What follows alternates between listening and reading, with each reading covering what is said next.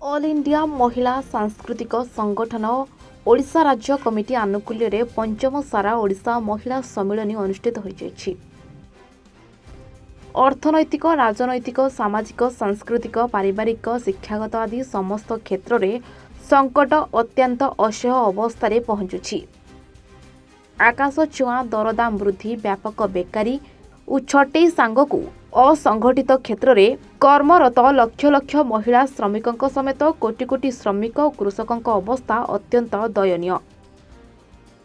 शिक्षा स्वास्थ्य बिजुली पानीय जल कल कारखाना बैंक बीमा रेल विमान आदि समस्त क्षेत्रर घरोईकरण अस्वाभाविक टिकसर बोझ मनीष को चरम दुर्दिन मध्यकू ठेली देउछि। कोटी कोटी जनसाधारण विशेष भाव में जुग जुग धरी बास करी आसुथबा जंगल जमीरू आदिवासी मानकू उच्छेद करी सही जंगल जमी को देशी विदेशी कंपानी मानकू टेकी दिया जाउछि। जनजीवन एही समस्त समस्या और संकट विरुद्ध रे असंतोष और आंदोलन तीव्रतर हेउछि।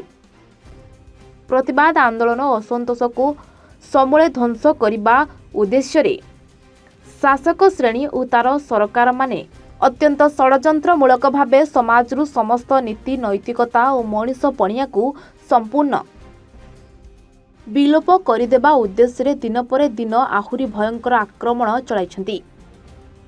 यही सम्मिलनी गभीर उद्वेगर सह लक्ष्य करुछि जे मद ड्रग्स और विभिन्न प्रकार मरणात्मक मादक द्रव्यर कारबार सांगकू टीवी मोबाइल इंटरनेट समेत समस्त गणमाध्यम अत्यंत अश्लील कुचित विकृत यौन उद्दीपक और हिंसा प्रणोदित सिनेमा सीरियल संगीत विज्ञापन आदिर प्रसार सरकारी प्रोत्साहन रे बढ़ी चली।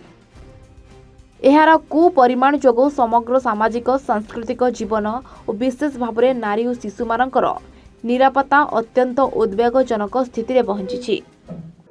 आज ऑल इंडिया महिला सांस्कृतिक संगठन ओडिशा राज्य कमिटी पक्षरु ए संगठन पंचम राज्य स्तरीय सम्मेलन अनुकूल सभागरटी होउची। वर्तमान जो भली भाव में महिला मान ऊपर अत्याचार होउची, छोट शिशु कन्या ठारू आरंभ करी 80 वर्ष 90 वर्षर वृद्धा पर्यंत आज से माने सुरक्षित नुहंती। माने दर्शन गण धर्षण बढ़ी बढ़ी चली। विशेष कर टीवी इंटरनेट रे जो भली भाव आज यौन उद्दीपक कार्यक्रम रो प्रसार चली। यार जो मुख्य कारण होउची जे समाज रे जो सब महिला मान ऊपर अत्याचार होउची तार मुख्य कारण मद एवं मादक द्रव्य अश्लीलतार जो व्यापक प्रचार प्रसार या विरुद्ध रे सारा ओडिशार समस्त जिल्लारू एठी महिला माने आसीचंती, प्रतिनिधि माने आसीचंती। एई संपर्क रे आज आलोचना होउची एवं आगामी दिन रे राज्य रे व्यापक भाव रे नारी आंदोलन गढ़ी तोलिबा पई महिला मानकर सुरक्षा एवं असंगठित क्षेत्र में विशेष कर जो पाचिका सहायिका आशा अंगनवाड़ी एमानकर दाबी नहीं मध्य एठी आज आलोचना होउची। आगामी दिन में महिला मानकर समस्या तथा असंगठित क्षेत्र में कर्मरत महिला मानकर समस्या नहीं लड़ाई को जोरदार करने पाई आजिकार ए सम्मेलन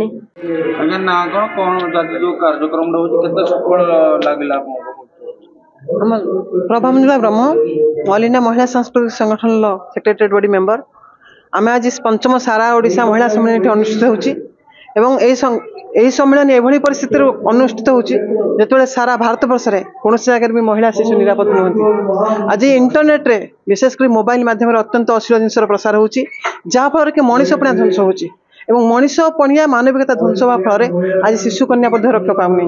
एटा होउची आमे लक्ष्य करूछु एवं आमे दाबी करछु जे इंटरनेट मीडिया माध्यम अश्लीलतार प्रसार बंद करा जाऊ, मद ड्रग्स समस्त मादक द्रव्य प्रसार बंद करा जाऊ, महिला शिशु कन्या मान निरापत्ता सुनिश्चित करा जाऊ।